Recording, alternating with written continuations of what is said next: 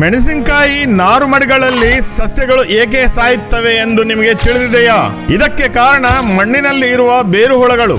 ಅವು ಸಸ್ಯಗಳ ಬೇರುಗಳನ್ನು ಕಚ್ಚಿ ತಿನ್ನುತ್ತವೆ. ಈ ಕಾರಣದಿಂದಾಗಿ ಸಸ್ಯಗಳು ಬೆಳಗ್ಗೆ ಚೆನ್ನಾಗಿ ಕಾಣುತ್ತವೆ, ಆದರೆ ಮಧ್ಯಾಹ್ನ ಹೊತ್ತಿಗೆ ಅವು ಒಣಗಿ ಸಾಯುತ್ತವೆ.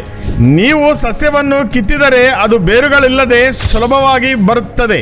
ಅದರಿಂದ ಈ ಸಮಸ್ಯೆ ಸಂಭವಿಸುವ ಮೊದಲು ತಡೆಗಟ್ಟಲು ಬೀಜಗಳನ್ನು ಬಿತ್ತುವ ಮೊದಲು ಕ್ಲೋರಿಫೈರಿಫಾಸ್ ನಂತಹ ಔಷಧದೊಂದಿಗೆ ಚಿಕಿತ್ಸೆ ನೀಡಿ. ಈ ಬೇರುಗಳೆಲ್ಲ ಹುಳ ಸಮಸ್ಯೆಗಳು ಇದ್ದಾಗ ನಾವು ಬಳಸಬೇಕಾಗಿದ್ದ ಔಷಧ ಕಾರ್ಬೋಫೆರಾನ್ ಮಾತ್ರೆಗಳು. ಅದರೊಂದಿಗೆ ಸ್ವರ್ಣಪಲ್ ಸಸ್ಯಗಳು ಬಲವಾಗಿ ಬೆಳೆಯಲು ಸಹಾಯ ಮಾಡುತ್ತದೆ.